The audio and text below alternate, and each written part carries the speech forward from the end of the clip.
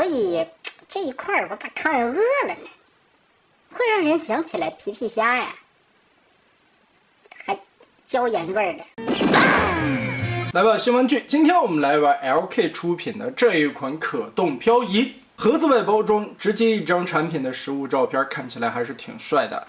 玩具的内容就是这么多了，本体一个，2把手持大刀，背后背的2把小刀。我们需要先把这2个刀，2把短刀安插在后背，做成一个歪着的造型。宽刃大刀方面，造型来说做的还不错啊。握持也是通过手里的扣子插紧，插进去稳定性还是可以的。头雕的处理，细节刻画的部分做的还是不错的，甚至有胡子的刻画以及脸上的这些褶皱纹，眼睛小小的，头盔的处理细节也挺丰富的，而且全身的这种漆面质感效果很不错。头部的可动范围还挺大的，一个球形关节，左右旋转，点头抬头，也都不错的一个活动范围啊。衣领这个地方和头盔的边缘稍微有一点点干涉到，注意不要蹭掉漆。而且这张脸做的其实很有老外眼中的那种东方人的面部表情，其实说起来这不像个日本人，甚至有点像蒙古人。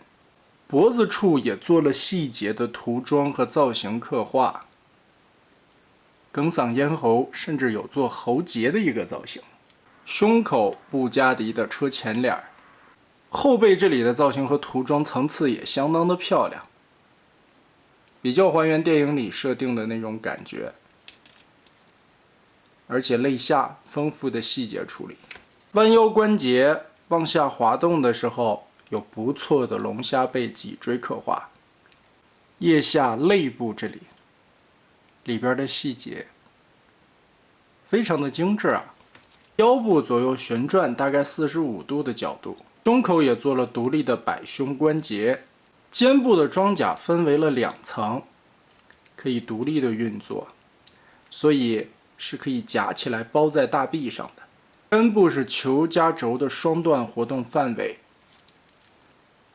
肩膀设计了蝴蝶关节，可以往前活动一点点。抬臂的时候打开肩胛，基本可以举平。大臂左右有旋转，可以举平，但是无法360度，这一块的装甲会干涉到。肘部2段关节，下方的这一段里边有挡肉，像是连接着电线，上边的这一段里边还有一个假的液压，再跟着一起活动。不同造型的双臂啊，左臂这一块装甲会更厚一些，而且漆面做的也很漂亮。手腕是球形关节，全指的可动手。前腿甲非常的漂亮，上面还有文字的印刷，而且活动范围也很大。根部是球，每一片装甲的根部也是球形关节连接。所以这一块我咋看饿了呢？会让人想起来皮皮虾呀，还椒盐味儿的。打开腿甲后，大腿内部也有着丰富的细节和层次。下托式的胯关节设计，齿轮的造型可以增加可动的范围。但是电影造型的这种角色呀，装甲干涉的问题太严重了。即使有下托关节，前踢也差不多在45度左右，而且这些裙甲是无法活动的，就导致这个边缘会被绊到。后踢花还好啊，能折到90度。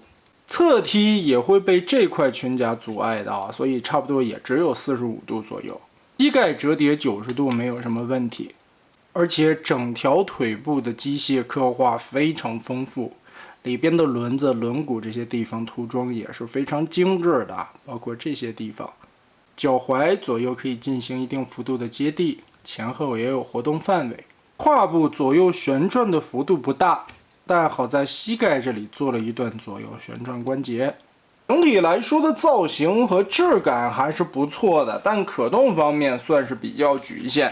身上一些关键的位置和关节的地方使用了合金零件，所以拿起来这款人偶还是非常有分量的。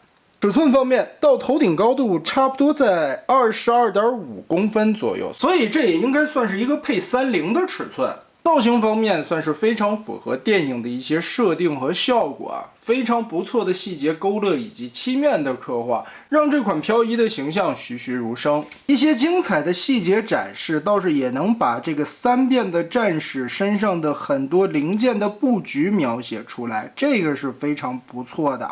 包括涂装的处理以及一些层次的点缀都是相当带感的。但尴尬的是，已经舍弃掉了变形做的这种可动人偶，在关节处理的方面范围却不是很理想。卖点也是在于现在这个尺寸比例的可动人偶上，擎天柱、大黄蜂做的太多了，但其他一些相关的角色，尤其是些人气的角色，出场的几乎寥寥无几。作为一款从漫画转正的角色，漂移其实还是有非常多的粉丝的。虽然在电影里边的造型做成了这种非常国外刻板印象的武士造型，没有了漫画中帅气的感觉，但毕竟这个角色是电影里边第一个出场的三变战士，也算这个新的形象积累了不少的粉丝。而且喜欢电影的细节造型刻画的这些玩家们大有人在啊！这一款的推出也是弥补了现在市面上面的一些不足。造型和涂装上面，我觉得已经没有什么太大的问题啊。最主要就是这些关节的可动范围，如果能做得再好一点、再优秀一点，还有就是身上的关节，其实它有一些是合金和尼龙的零件。尼龙的韧性就会让关节会产生一些晃动的现象，看起来不太稳定。所以最后给我的感觉啊 ，LK 这家厂子在造型方面做的已经相当出色了。如果在关节处理上边能向一些现在比较有名的、大家认可的这些厂商去学习一下，或者说在装甲上边做一些联动的处理，以及不会干涉到关节活动范围的一些挪让的话，那这款漂移应该会更棒吧。那么得嘞。这一款 LK 出品的不可变形合金成品漂移就是这样了。